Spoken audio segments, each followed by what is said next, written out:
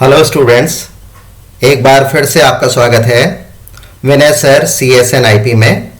और आज का ये वीडियो मैं लेके आया हूँ 12th कंप्यूटर साइंस स्टूडेंट्स के लिए। तो शुरू करता हूँ आज की ये क्लास।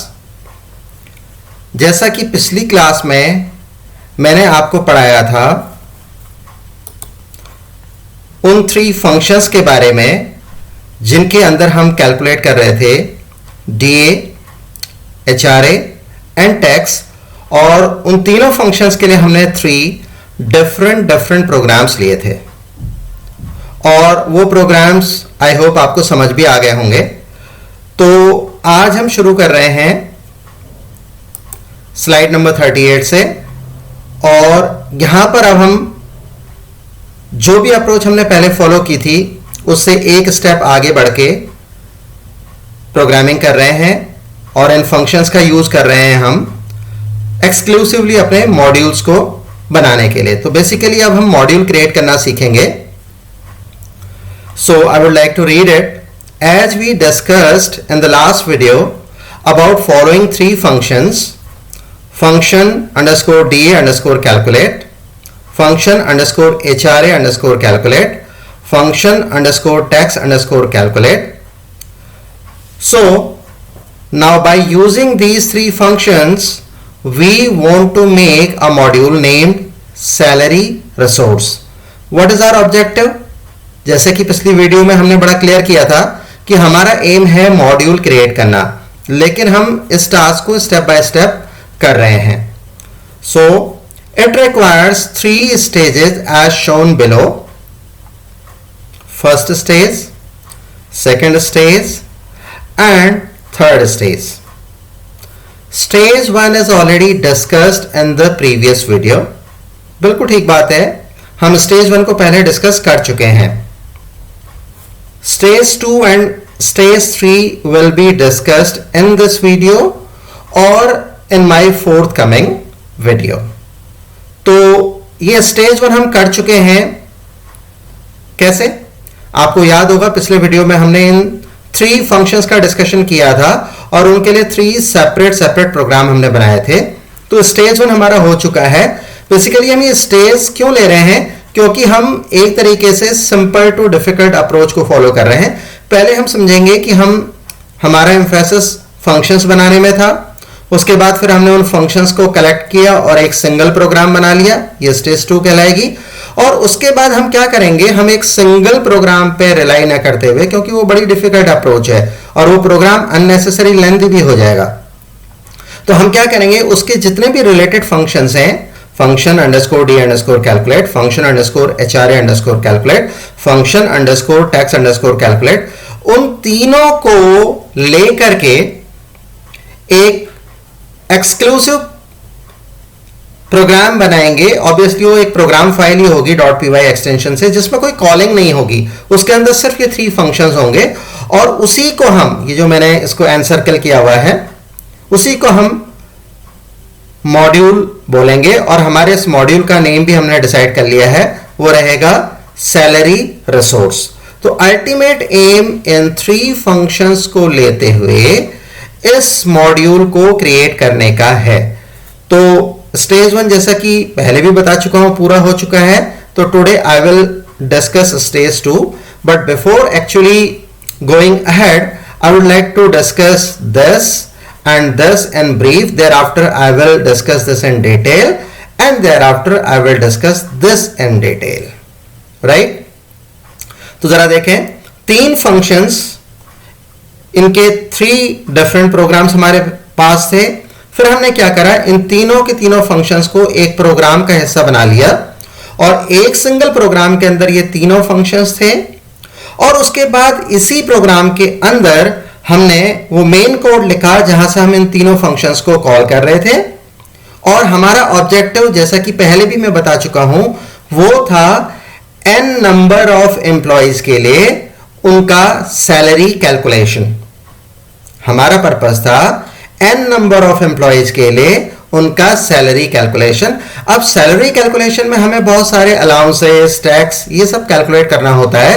तो हम इस एक सिंगल प्रोग्राम में क्या करेंगे, हम ऑब्वियसली n एम्प्लॉइज के लिए वन बाय वन उनका नेम, उनकी बेसिक सैलरी और उनका जो भी कोड है एम्प्लॉय कोड वो इनपुट करा लेंगे और उसके बाद उनके बेसिस पे हम निकालेंगे DA इस फंक्शन की हेल्प से, HRA इस फंक्शन की हेल्प से, टैक्स इस फंक्शन की हेल्प से, और जो भी कैलकुलेशन करने के बाद हमें यहां पर रिटर्न होगा उसकी हेल्प से हम निकालेंगे total salary.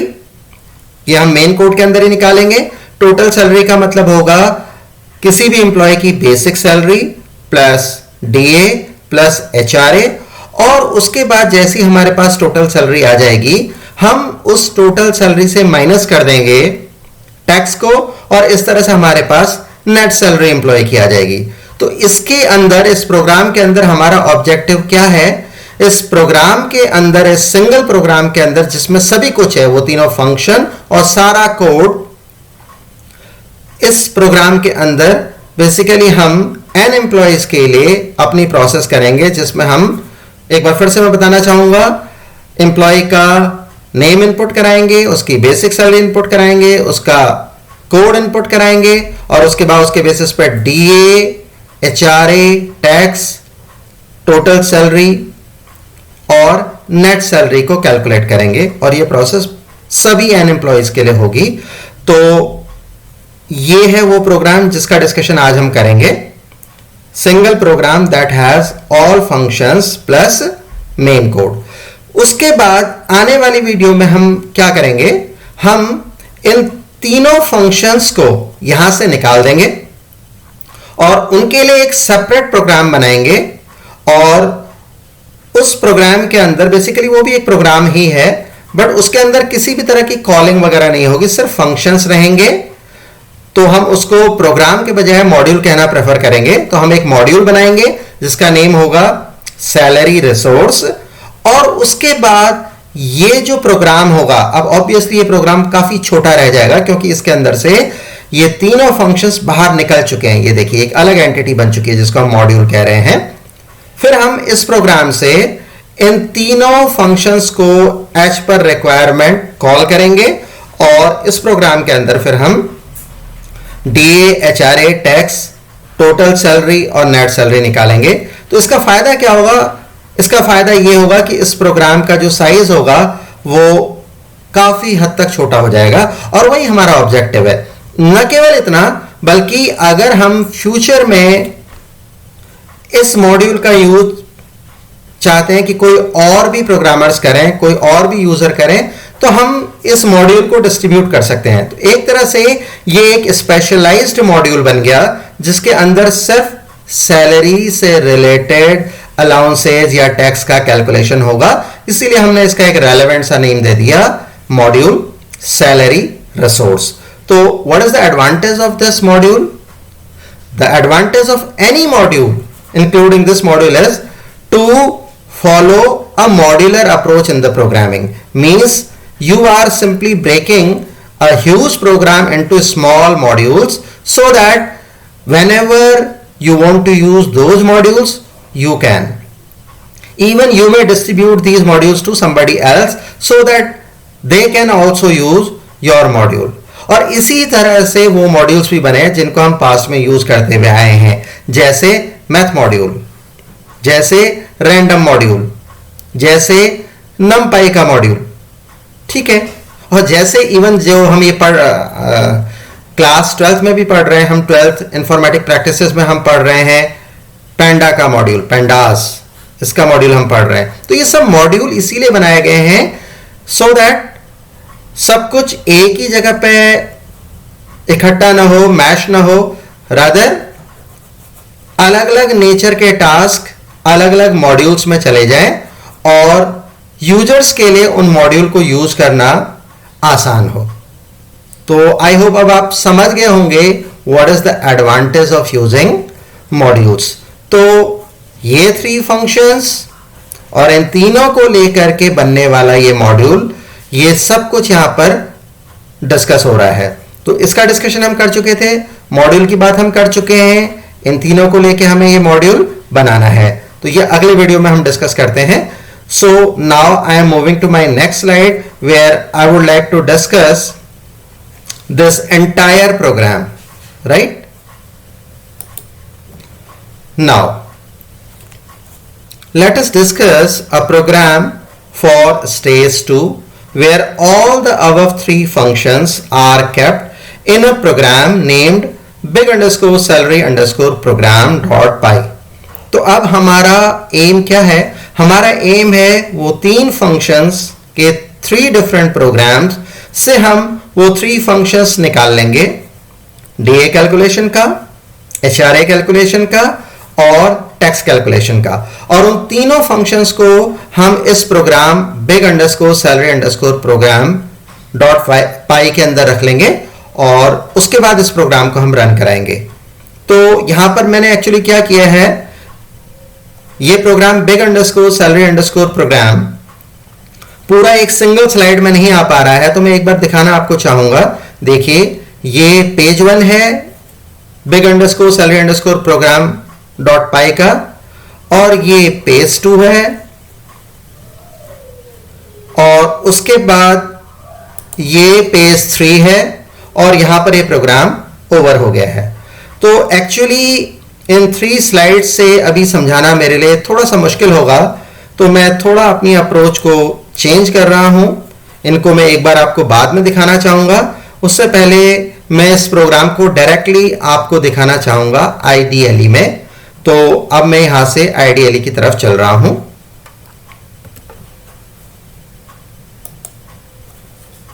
So we have a program big underscore salary underscore program dot py, और ये देखिए कंप्लीट प्रोग्राम मेरे पास है, और इस प्रोग्राम को मैं यहीं पर एक्सप्लेन करना चाहूंगा। उसके बाद वापस हम अपनी स्लाइड्स की तरफ जाएंगे। सो कमेंटिंग मैंने इसमें काफी रखी है, सो दैट आप जब भी इस प्रोग्राम को देखें तो आपको इसका एक एक पार्ट, एक एक हिस्सा अच्छी तरह से समझ में आए। So program big underscore salary underscore program dot py which calculates salary for n number of employees by calling functions for DA, HRA and tax। तो नोटिस करिए पहला फंक्शन है ये function underscore D underscore calculate जो यहां पर over हो रहा है। दूसरा फंक्शन है ये function underscore HRA underscore calculate जो यहां पर ओवर हो रहा है, और थर्ड फंक्शन है ये function underscore tax underscore calculate. उसके बाद कहीं जाके शुरू हो रहा है मेरा main program, a program that calls functions for DA, HRA and tax from within this program only. इसी प्रोग्राम के अंदर ये तीनों फंक्शंस हैं और इसी प्रोग्राम से हम इन तीनों फंक्शंस को कॉल कराएंगे। तो अभी हमारी अप्रोच मॉड्यूलर नहीं है, रादर हम सब कुछ एक ही प्रोग्राम के अंदर से यूज कर रहे हैं। तो चलिए इस प्रोग्राम को शुरू करते हैं, और इस प्रोग्राम को हम यहीं से स्टार्ट करेंगे। ये फंक्शंस हैं, जब भी इनको हम कॉल करेंगे तब हम यहां पर आएंगे। तो शुरू करते हैं। First of all list initialization to hold data for an employees. जैसा कि पहले ही क्लियर था, पिछले वीडियो में मैंने आपको बताया था कि हमारा एम है एन एम्प्लॉइज के लिए सैलरी कैलकुलेट करना। तो सबसे पहले मैंने क्या किया है, सब एम्प्लॉइज के लिए या उनके डेटा को स्टोर करने के लिए मैंने एक लिस्ट को इनिशियलाइज किया है, और उसका नेम है all underscore employee underscore list, जिसमें अभी फिलहाल कुछ भी डेटा नहीं है, वो सिर्फ इनिशियलाइज हो गया है। और उसके बाद हम एक इनपुट ले रहे हैं, input enter how many number of employees. तो यहां पर आप जितना देना चाहें, 2 देना चाहें, 3 देना चाहें, 5 देना चाहें, 100 देना चाहें, ये सब आप पे डिपेंड करेगा। आप जो भी यहां पर नंबर देंगे वो n में स्टोर हो जाएगा। प्रिंट करने से क्या होगा कि जब इसका आउटपुट आएगा तो वहां पर एक लाइन, इनपुट वाली लाइन के बाद एक लाइन ब्लैंक छूट जाएगी, तो क्लैरिटी आएगी आउटपुट पर, इसलिए प्रिंट मैंने यहां पर दे दिया है। उसके बाद अब हम एक लूप शुरू कर रहे हैं। वो लूप कुछ इस तरह से है, for I in range 1, n+1। अब चलिए अभी के लिए मैं मान लेता हूं कि यहां पर n की वैल्यू 3 है। It means you want to calculate the salaries for 3 employees. So this loop will start from 1 and because n is 3 so 3 + 1 is 4।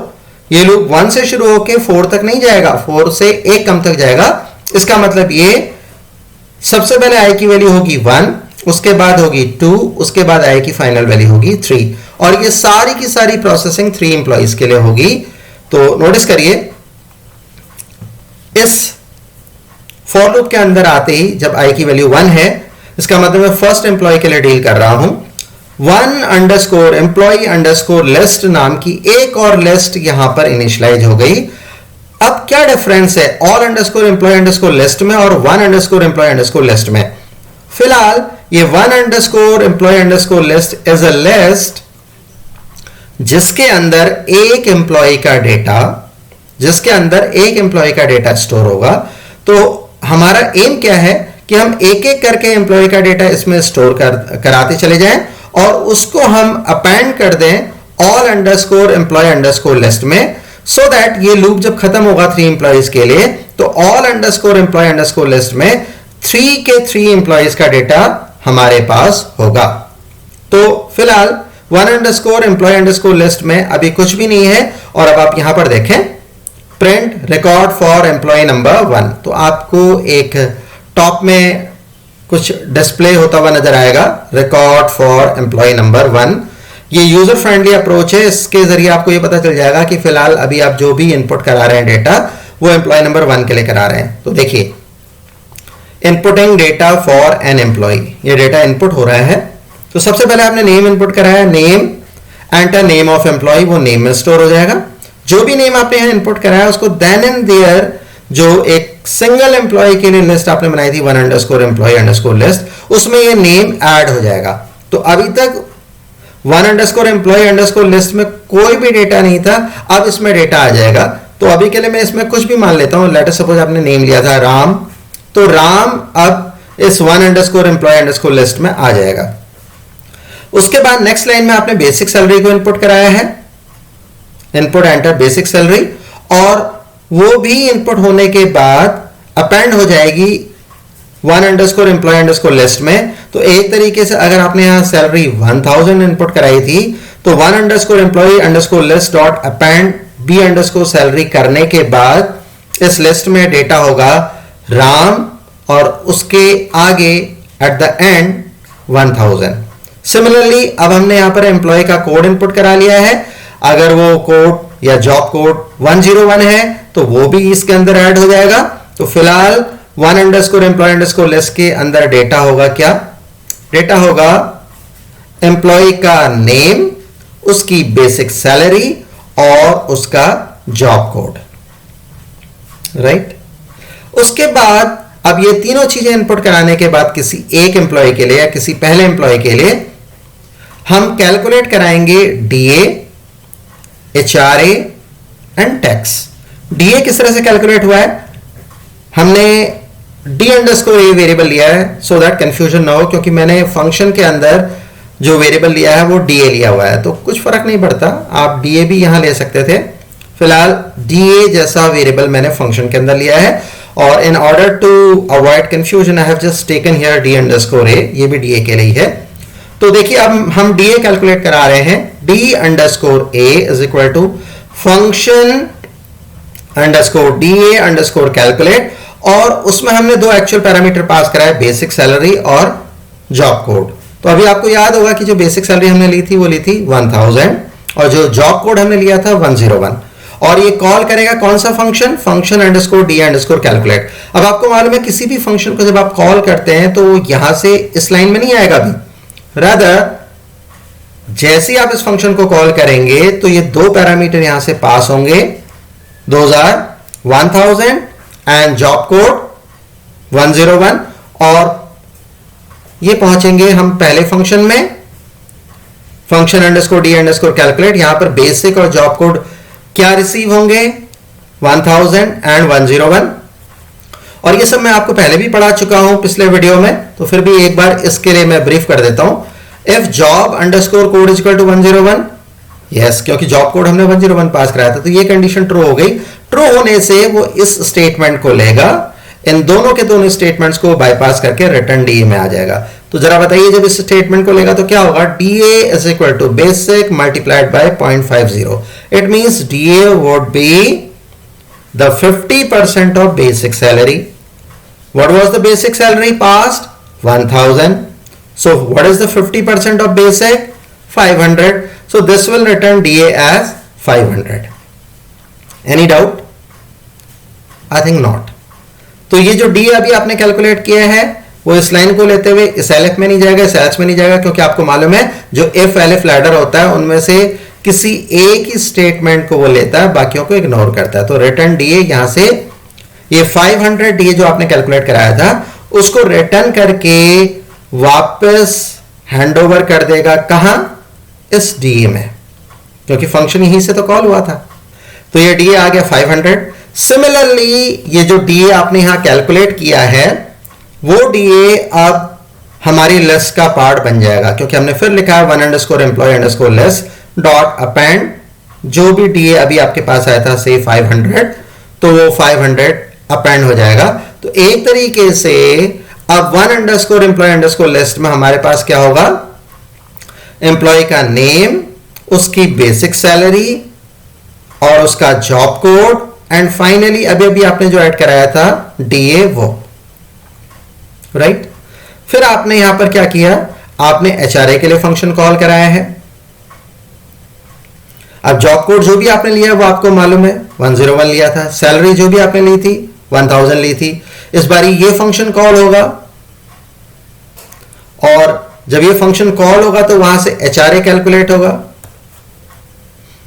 और वो एचआरए कैलकुलेट होके रिटर्न हो जाएगा। कैसे होगा ये प्रोसेस मुझे दोबारा रिपीट करने की जरूरत नहीं। और ऑब्वियसली यहां नोटिस करिए जो एचआरए है जॉब कोड 101 के लिए, क्योंकि अभी जॉब कोड हमारा 101 ही है और इवन बेसिक सैलरी भी 1000 है, तो वो कितना percent? 35%। 35% of basic salary calculate होगा एचआरए मींस 350 और वो सिमिलरली रिटर्न हो जाएगा कहां? एचआर में। तो एचआर कितना आ जाएगा? 350, राइट। उसके बाद हम कैलकुलेट करा रहे हैं, अब थोड़ा ये भी बता दूं कि एचआरए भी एक तरह से कैलकुलेट होने के बाद जो भी हमारी 1_employee_list है उसमें ऐड हो जाएगा। सिमिलरली इसी तरह से टैक्स भी ऐड हो जाएगा और अब इस पॉइंट ऑफ प्लेस पर हमारे पास है एम्प्लॉई का नेम, उसकी बेसिक सैलरी, उसका जॉब कोड, उसका डीए, एचआरए एंड टैक्स। अब बारी आती है फर्दर कैलकुलेशन की, जो कि हम बगैर फंक्शन को कॉल कराए हुए करेंगे, वो है टोटल सैलरी कैलकुलेशन। सबको मालूम है कि टोटल सैलरी क्या होती है? जो बेसिक सैलरी होती है वो प्लस जो भी डेयरनेस अलाउंस होता है वो प्लस जो भी एचआरए एम्प्लॉयज को मिलता है वो। इसमें हम टैक्स को ऐड नहीं करेंगे, tax is something which is deducted. तो total salary is equal to basic salary plus DA plus HRA. Total salary निकलने के बाद फिर से 1_employee_list नाम की इस लिस्ट में ऐड हो गई। उसी तरह से नेट सैलरी निकली, टोटल सैलरी में हमने टैक्स को माइनस कर दिया है और वो नेट सैलरी भी ऐड हो गई हमारे 1_employee_list नाम के इस लिस्ट में, जो कि किसी एक एम्प्लॉय के लिए है। अब आप नोटिस करिए सबसे इंपॉर्टेंट चीज देखिए, 1_employee_list is what now? It is complete information of one employee।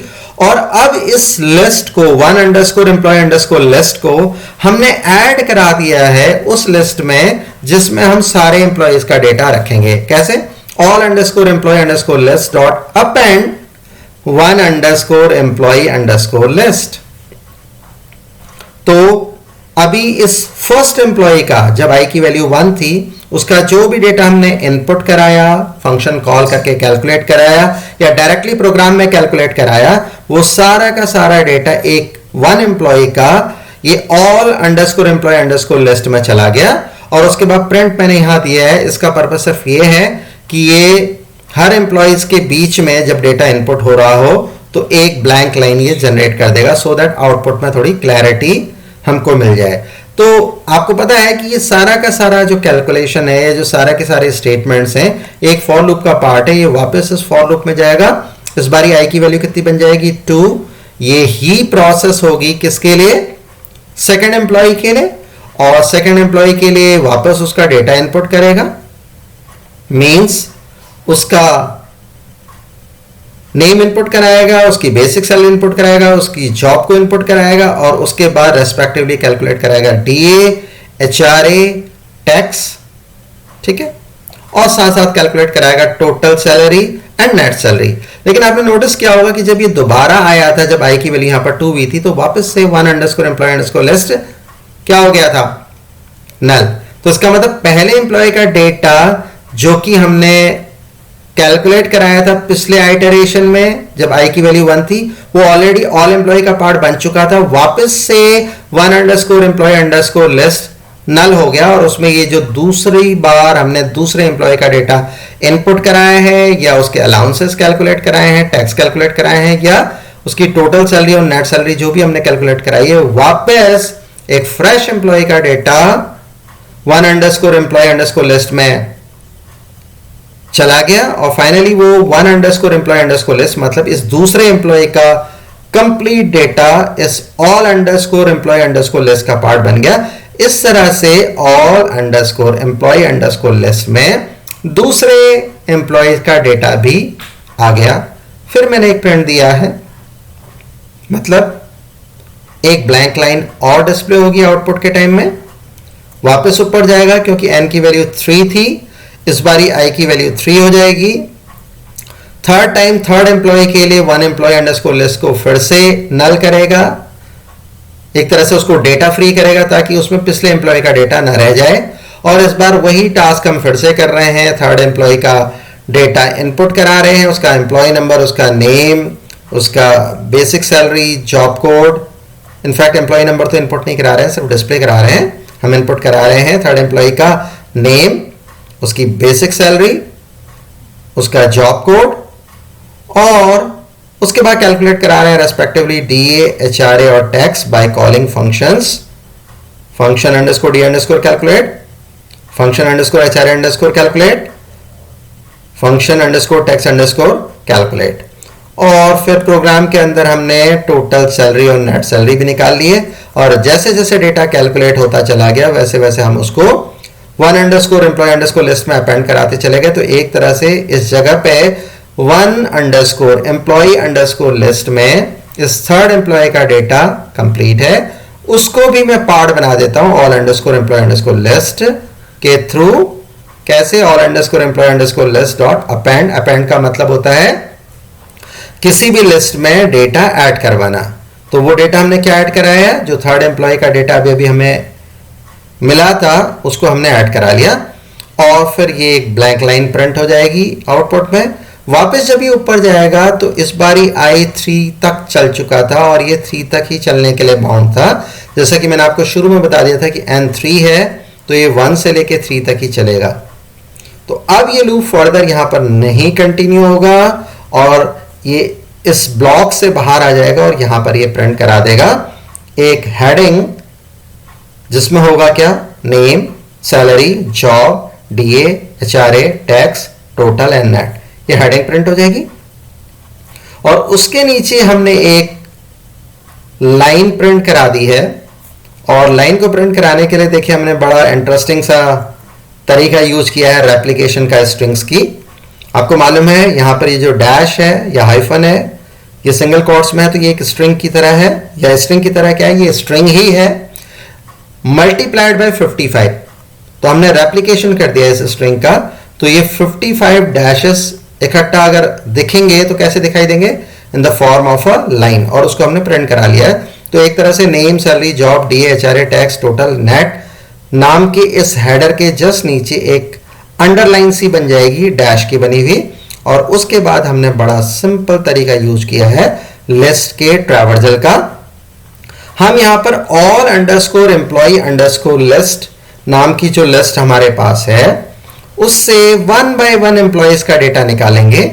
ये आपको तरीका पता है, आप क्लास 11 में पढ़ चुके हैं कि किस तरह से लिस्ट में ट्रैवर्सल किया जाता है। तो for employee underscore data in all underscore employee underscore list. तो ये क्या करेगा, एक लिस्ट जिसमें सारे एम्प्लॉयज का डेटा है और किस फॉर्म में है, पहले एम्प्लॉय का डेटा, फिर दूसरे एम्प्लॉय का डेटा, फिर तीसरे एम्प्लॉय का डेटा, ये फर्स्ट एम्प्लॉय का डेटा रेंडर कर देगा एम्प्लॉय अंडरस्कोर डेटा में। तो पहले एम्प्लॉय का डेटा आ गया एम्प्लॉय अंडरस्कोर डेटा में, वो डिस्प्ले हो जाएगा। उसके बाद उसी तरह से ये दूसरा इटरेशन में दूसरे एम्प्लॉय का डेटा इसमें लाएगा और उसको प्रिंट कर देगा, फिर थर्ड एम्प्लॉय का डेटा इसमें लाएगा और उसको प्रिंट कर देगा। और इस तरह से अगर हम इस प्रोग्राम को रन कराते हैं तो क्या होगा, इस बारी मैं वो आपको दिखाना चाहता हूं। तो अभी तो मैंने प्रोग्राम एक्सप्लेन किया और इसको मैं एक बार रन करके आपको दिखा देता हूं। देखिए, रन मॉड्यूल। तो देखिए यहां पर ये शेल पे आ गया और शेल पे आके सबसे पहले आपसे पूछता है enter how many number of employees. देखिए मैंने दिया 3, एंटर किया तो सबसे पहले ये दिखा रहा है रिकॉर्ड फॉर एम्प्लॉय नंबर 1। अभी एम्प्लॉय नंबर 1 के लिए डेटा आपसे पूछेगा। Enter name of the employee, आपने दिया विजय। एंटर बेसिक सैलरी आपने दी 1000। एंटर जॉब कोड आपने दिया 101। Enter. Now it is showing you record for employee number 2। It means अब आप एम्प्लॉय नंबर 2 के लिए डेटा इनपुट कराएं। तो अब हम एम्प्लॉय नंबर 2 के लिए नेम इनपुट करा रहे हैं। एंटर नेम ऑफ एम्प्लॉय, आपने दिया विकास। एंटर बेसिक सैलरी आपने दे दी 2000। ये मैं बड़ी इजी फिगर ले रहा हूं सो दैट जो भी कैलकुलेट करके आए वो इजीली आप निकाल सकें। इस बार ये पूछ रहा है आपसे जॉब कोड, 2000 देने के बाद आप जॉब कोड देते हो 102। Enter. Record for employee number 3, आपको थर्ड एम्प्लॉय के लिए इस डेटा को अभी इनपुट कराना है। सबसे पहले नेम, तो नेम आपने यहां पर दे दिया श्याम। बेसिक सैलरी आपने दे दी 3000।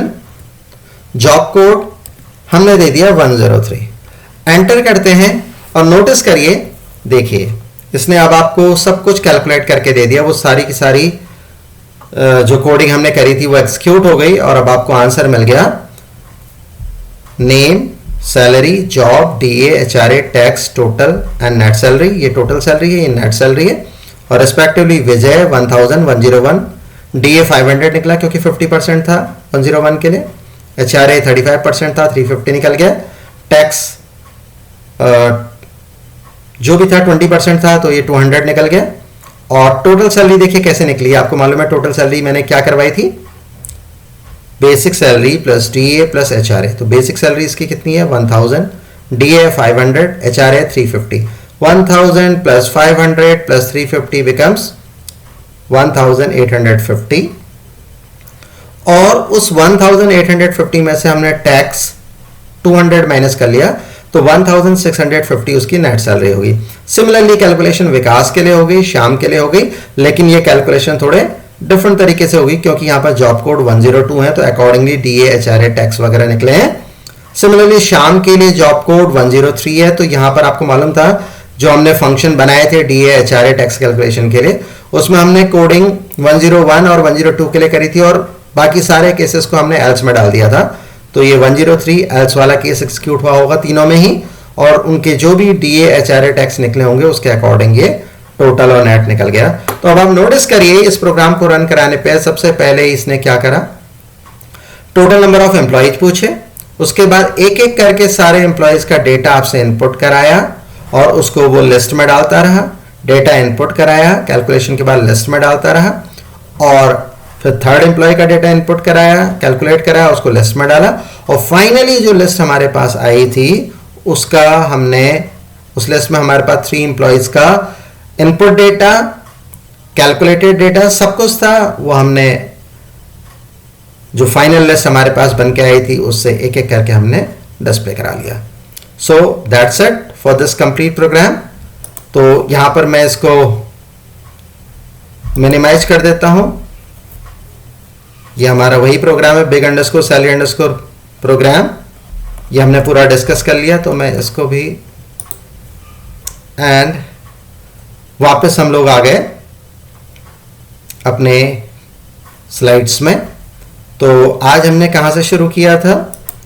यहां से, जिसके अंदर मुझे आज आपको मॉड्यूल बनाना सिखाना था, लेकिन वो आज नहीं बन पाएगा क्योंकि आज हमने स्टेज 2 कवर अप कर ली।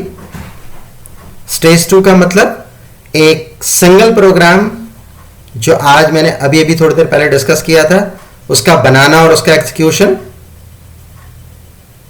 और वो प्रोग्राम था ये big underscore salary underscore program. क्योंकि वो प्रोग्राम पूरा का पूरा इस स्लाइड में नहीं आ सकता था, तो मैंने इसके लिए 3 डिफरेंट स्लाइड्स यूज करी हैं।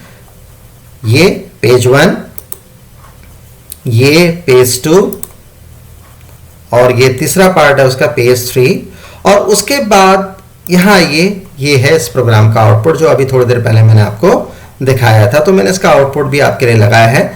हाँ, इसमें डेटा फर्क है, मैंने विकास डाला है, फिर विपुल का डेटा डाला है, फिर श्याम का डेटा डाला हुआ है। तो ये अब आपको आउटपुट भी नजर आ रहा है। तो आज हमने मॉड्यूल बनाने के लिए जो 3 स्टेजेस थी, स्टेज 1 3 डिफरेंट फंक्शंस, वो पिछली वीडियो में हम कर चुके हैं। स्टेज 2 एक बिग प्रोग्राम, राइट, जिसके अंदर आज हमने वो बिग प्रोग्राम डिस्कस कर लिया। और उसके अंदर हमारे पास तीनों फंक्शंस और उनको कॉल कराने का पूरा सिस्टम उसी के अंदर एक सिंगल प्रोग्राम के अंदर था, वो हमने आज डिस्कस कर लिया। और आने वाली वीडियो में अब हम क्या करेंगे, ये एक जो सिंगल प्रोग्राम आज बना है जिसका नेम है big underscore salary underscore program, हम उसकी हेल्प से, इस प्रोग्राम की हेल्प से बेसिकली एक मॉड्यूल बनाएंगे जिसका नेम होगा सैलरी रिसोर्स। और मतलब ये है वो बिग प्रोग्राम जो मैंने अभी डिस्कस किया है। इसकी हेल्प से अब हम एक मॉड्यूल बनाएंगे जिसमें सिर्फ फंक्शंस होंगे और कॉल कराने का कोड नहीं होगा। और एक एक्सक्लूसिव प्रोग्राम और होगा जिसके अंदर से हम इन मॉड्यूल के फंक्शंस को कॉल कराएंगे। तो हम अब डायरेक्टली नहीं कॉल करा पाएंगे इनको, डायरेक्टली तो हमने यहां कॉल कराया क्योंकि तीनों इसी प्रोग्राम का पार्ट थे। अब ये प्रोग्राम अलग है और ये मॉड्यूल अलग है। तो हमको जब भी इन 3 फंक्शंस की जरूरत होगी तो वो वाया सैलरी रिसोर्स मॉड्यूल ही हमें मिलेगा। तो ये वाला जो टास्क है स्टेज 3 वाला, ये हम अपनी आने वाली वीडियो में करेंगे। तो देखिए ये प्रोग्राम जो आज हमने डिस्कस किया था जिसके 3 पेजेस हैं, ये आज कंप्लीट हो चुका है। और नेक्स्ट वीडियो के अंदर हम मॉड्यूल बनाएंगे और उसका एक रेस्पेक्टिव कॉलिंग प्रोग्राम बनाएंगे, right. So thanks for watching Vanessa CSN IP। एक बार ब्रीफ कर दूं, आज हमने स्टेज 2 करी थी जिसमें तीनों फंक्शंस DA HRA टैक्स और उनको कॉल कराने वाले जो भी कोड थे वो हमने सब एक ही प्रोग्राम के अंदर लिए थे। बिग प्रोग्राम उसका नेम था। तो उसको हमने कर लिया आज। और नेक्स्ट वीडियो में आप रेडी रहिए एक मॉड्यूल बेस्ड प्रोग्राम के लिए। Till then thank you very much. देखते रहिए Vanessa CSN IP। Take care, अपना ध्यान रखें, अपनों का ध्यान रखें। और नेक्स्ट वीडियो में मैं बहुत जल्दी आपसे मिलता हूं। Till then,